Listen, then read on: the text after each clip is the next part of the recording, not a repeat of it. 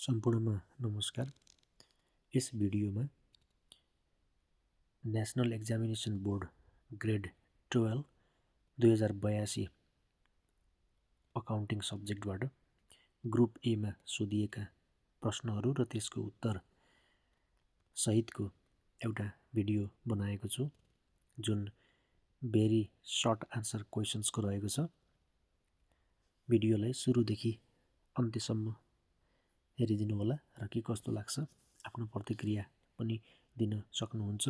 भिडियोलाई मन परेमा लाइक, कमेन्ट र सब्स्क्राइब पनि गरिदिनु हुनेछ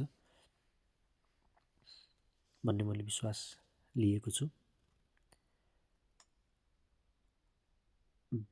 थ्योरी क्वेशन्स आन्सरमा क्वेशन नम्बर 1 मा रहेको छ, right any to features of a public company. Public कम्पनीको कुनै दुईवटा फिचरहरू लेख्नुहोस् भन्ने क्वेशन छ। पब्लिक कम्पनी भनेको यस्तो कम्पनी हो जसको ओनरसिप पब्लिक सेयर होल्डर्सहरूलाई डिस्ट्रिब्युटेड हुन्छ। त्यस्तो कम्पनीहरू चाहिँ पब्लिक कम्पनी हुन्। पब्लिक कम्पनीका दुईटा फिचरहरूमा एउटा minimum number of members is 7, कम्तीमा 7 सदस्य हुनुपर्छ। Shares can be freely transfer to public. यो share transfer is possible, share transfer गर्न सकिन्छ भन्ने कुरा बुझ्नुपर्छ। क्वेशन नम्बर 2 मा डिफाइन अथोराइज्ड क्यापिटल भनेको छ। Authorized capital is the maximum amount of share capital that a company is legally allowed to issue as stated in its memorandum of association. कम्पनीले अधिकतम सेयरको नाममा, सेयर क्यापिटलको नाममा अधिकतम कति उठाउन सक्छ त, जसलाई अथोराइज्ड क्यापिटल भनिन्छ। अनि मेमोरेन्डम अफ एसोसिएसन भनेको MOA, कम्पनीको यो लिगल डकुमेन्ट हो, हैन, फाउन्डेसन डकुमेन्ट भन्छ कि यसलाई। यो कम्पनीको बर्थ सर्टिफिकेट जस्तो हो मेमोरेन्डम अफ एसोसिएसन भनेको। त्यस्तै गरी क्वेशन नम्बर 3 मा right any to items of assets. कम्पनीमा दुईटा एसेट्सहरूको नाम के हुन्छ लेख्नुहोस् भनेको छ। एउटा क्यास, अर्को मेसिनरी। त्यस्तै गरी question number 4 write any two importance of cost accounting.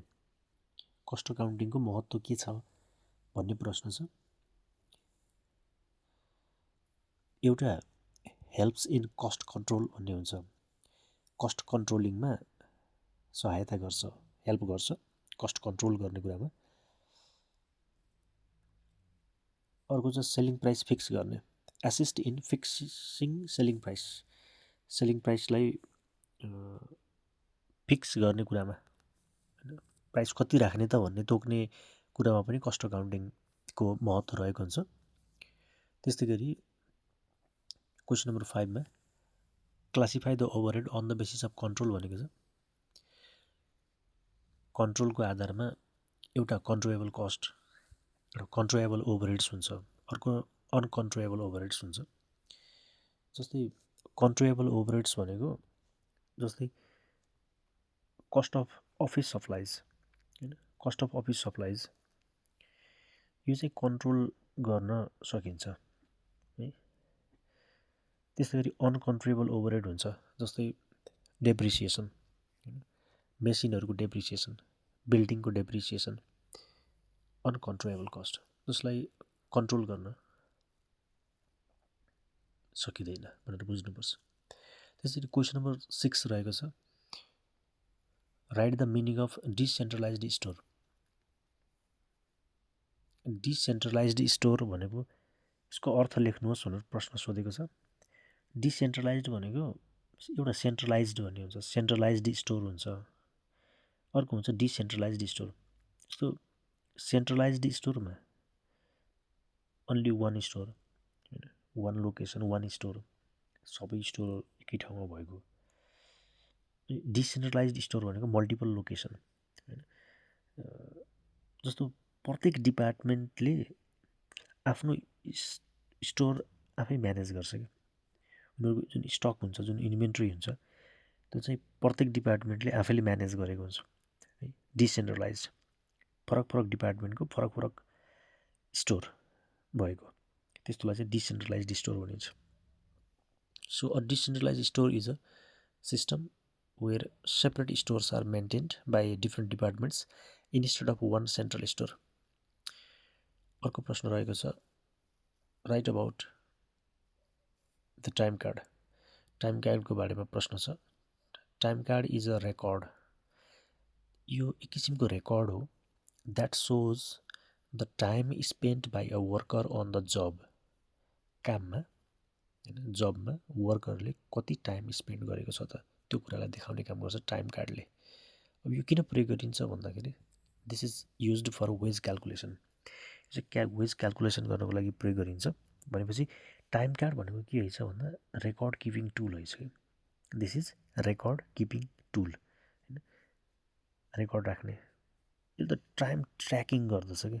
यो टाइम कार्डले के गर्दछ भन्दा टाइम ट्र्याकिङ गर्दछ होइन, को कति बेला आएको छ, कति बेला गएको छ होइन, यो सम्बन्धी रेकर्ड चाहिँ यसमा यो टाइम कार्डमा हुने गर्दछ। त्यस्तै गरी अर्को प्रश्न छ, state any two elements of computer system in accounting. Computer सिस्टमको दुईवटा एलिमेन्ट्सहरू लेख्नुहोस् भनेर, दुईवटा कम्पोनेन्ट्सहरू के हुन्छ, एउटा हार्डवेयर हुन्छ, अर्को सफ्टवेयर हुन्छ होइन।